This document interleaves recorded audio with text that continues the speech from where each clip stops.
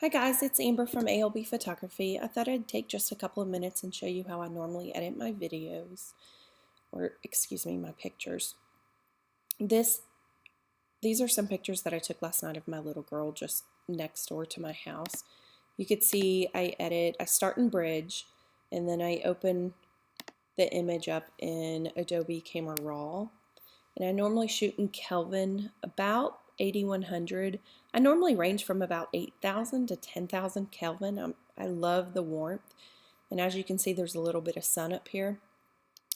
And this was with a Nikon 810 and a 200 2.0 lens, shot at f2, 800 shutter, and ISO of 400. So typically I start by just warming up the image, and I'm to the point now where I just do it based on what I like. And then normally I add a little bit of magenta. I always lower my contrast, and you're going to see whenever you do this, it really helps with, in this case I don't have black eye, she doesn't have the black eyes, but if you have a picture that has the black all the way around the eyes, lowering the contrast will help a lot. And then normally I lower my highlights. Now I also keep on my highlight clipping. In this case I don't have any, but if I had any it would be blinking red.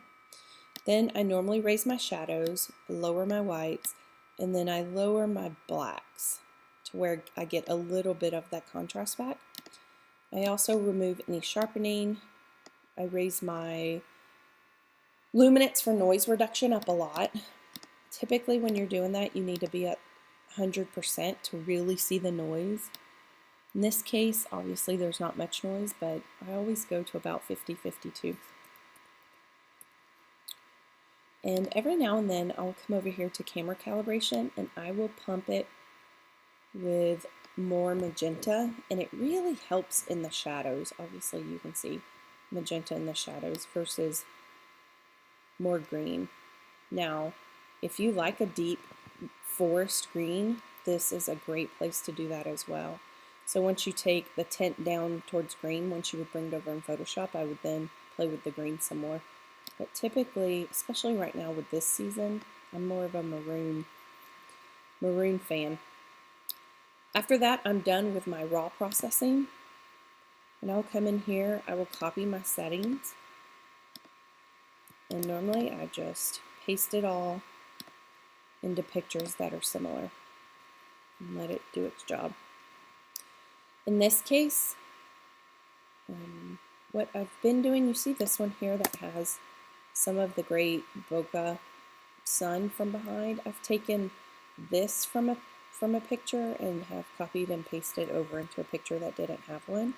But in this case, I'm just going to edit this one picture.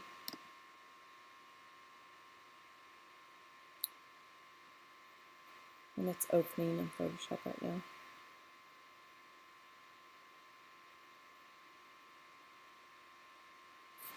So I would take this and crop it down just a tad, and always use 3:2 or 2:3 ratio. And for some reason I tend to always put my subject more on the left. I would come in here and remove any of the strays that we have. So I'm using the spot healing brush, which did a great job. I'm going to show you another trick that I use a lot, only when there's a lot of hair to get rid of. So I copy my background, filter, noise, dust, and scratches. This is also a great way to process the skin. And let it do its thing, and I'll add a mask and invert and then paint on.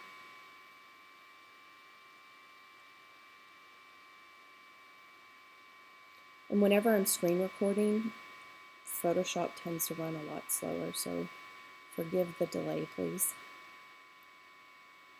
Okay, add a mask, invert, and then come in and paint it on. I also like to use a little bit of a harder brush. You're going to see disappears.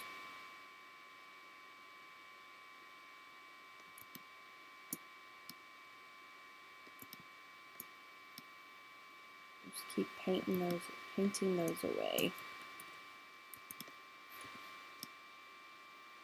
This really works well when you have tons of flyaways.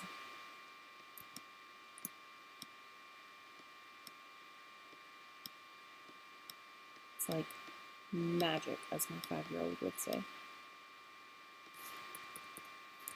Get that one too. Okay, so there's before, and you can see the little flyaways, and after. So it just cleans it up.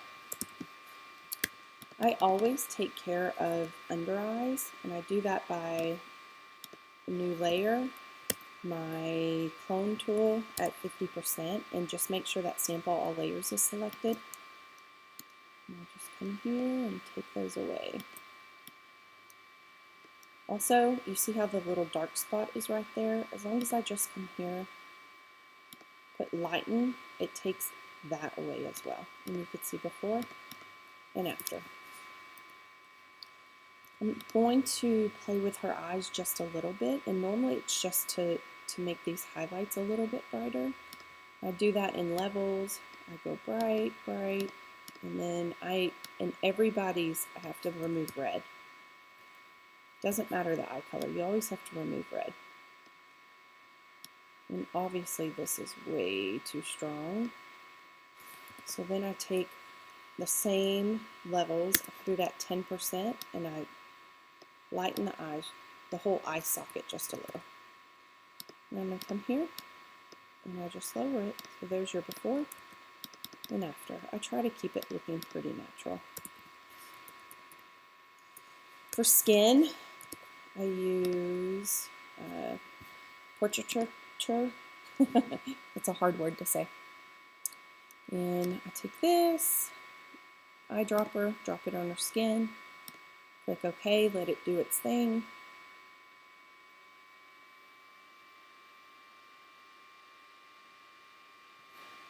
And you can see here's before and after.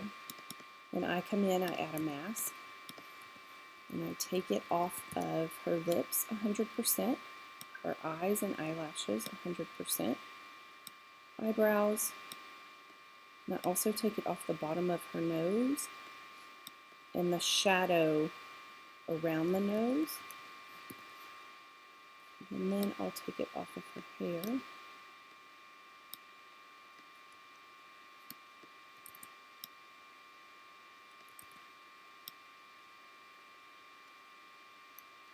If you ever want to check, you can hit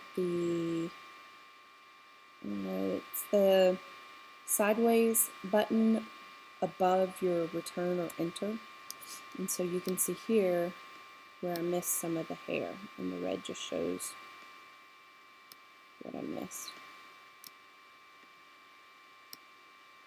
Not that this has to be perfect by any means. So that is my before and after, and then I'm going to drop it to about 60%. Before and after. Okay, what I can tell